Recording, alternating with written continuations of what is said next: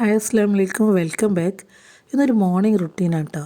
അപ്പോൾ രാവിലെ തന്നെ എൻ്റെ നിസ്കാരവും കുളിയൊക്കെ കഴിഞ്ഞ് ഞാൻ കിച്ചണിലെത്തിയതായിരുന്നു. അപ്പോഴേക്കും ഇക്ക നടക്കാനൊക്കെ പോയി തിരിച്ച് വന്നിട്ടുണ്ടായിരുന്നു. അപ്പോൾ ഇക്കയ്ക്കും എനിക്ക് വേണ്ടിയിട്ടൊരു ചായ ഉണ്ടാക്കിക്കൊണ്ടിരിക്കുകയാണ്. ഇന്ന് ബ്രേക്ക്ഫാസ്റ്റിന് ദോശയും ചിക്കൻ കറിയും കേട്ടോ. പക്ഷേ ഞാൻ ഡീറ്റെയിൽ ആയിട്ടൊന്നും റെസിപ്പി ഇതിലിട്ടിട്ടില്ല. ഞാൻ നിങ്ങൾക്ക് വേണ്ടി കുറച്ച് മോർണിംഗ് ടിപ്സ് പറഞ്ഞുതരാമെന്ന് വിചാരിച്ചു. ഞാൻ ചെയ്യുന്ന കാര്യങ്ങൾ ഞാൻ രാവിലെ എണീക്കുമ്പോൾ തന്നെ എൻ്റെ കുളി ആദ്യം തന്നെ കഴിച്ച് ബാക്കിയുള്ള പ്രഭാത കർമ്മങ്ങളൊക്കെ തീർത്ത ശേഷമാണ് ഞാൻ കിച്ചണിലേക്ക് വരിക കേട്ടോ.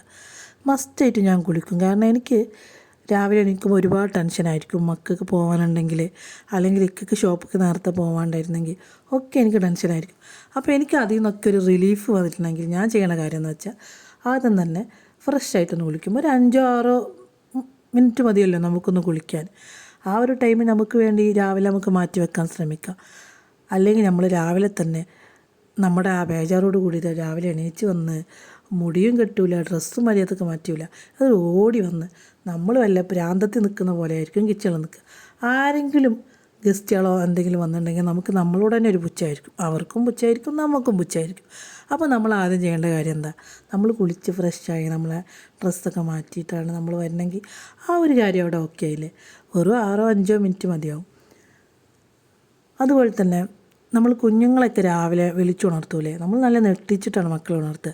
ഇവിടെ വാടാ, നീ എന്താ എണീക്കാത്ത, സ്കൂളിൽ പോകാൻ നേരം വൈകി, ബസ് ഇപ്പോൾ വരും, അങ്ങനെയൊക്കെ പറഞ്ഞിട്ടല്ലേ നമ്മൾ വിളിക്കുക. പക്ഷേ നമ്മൾ അങ്ങനെ ഒന്നും ചെയ്യരുത്. നമുക്ക് ഒരാൾ രാവിലെ വന്നിട്ട് നമ്മൾ ഉറക്കുണർത്തി ഡിസ്റ്റർബാക്കി എന്തൊക്കെ ഉണ്ടാവും, അതൊക്കെ നമ്മളെ കുഞ്ഞുങ്ങൾക്കും ഉണ്ടാവും. അവർ പുറത്ത് പോകാനുള്ളതാണ്, സ്കൂളിൽ പോകാനുള്ളതാണ്.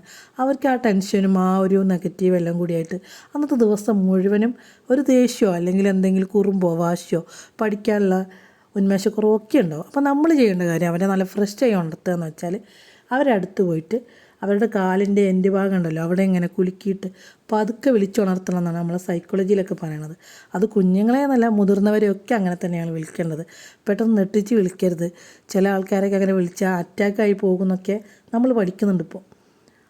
അപ്പോൾ നമ്മൾ കുഞ്ഞുങ്ങളുടെ കാര്യത്തിൽ അങ്ങനെയൊക്കെ ചെയ്യുക. പിന്നെ ചെറിയ മക്കളാണെങ്കിൽ എണീച്ച് വരുമ്പോൾ തന്നെ കരച്ചിലായിരിക്കും. അപ്പോൾ നമ്മൾ ഇതേപോലെ സ്നേഹത്തോടെ വിളിച്ചു കൊണ്ടുവന്ന് അവരെ ഒന്ന് ഹഗ് ചെയ്ത് ഒന്ന് ഉമ്മ വെച്ച് അവരോട് കുറച്ച് കിന്നാരമൊക്കെ പറഞ്ഞിട്ട് അവരെ കാര്യങ്ങളിലേക്ക് കൊണ്ടുപോവുകയാണെങ്കിൽ അവർ കുറച്ചും കൂടിയും എന്തായിരിക്കും, അവരുടെ ആ നെഗറ്റീവ് കാര്യങ്ങളൊക്കെ പോയിട്ട് കുറച്ച് ഫ്രഷ് ആയിട്ടുണ്ടാവും. പിന്നെ ഒട്ടുമിക്ക മക്കളെയും ഒന്ന് കുളിപ്പിച്ച് വരുമ്പോഴേക്കും അവിടെ എല്ലാ കാര്യങ്ങളും ഓക്കെ ആയിട്ടുണ്ടാവും.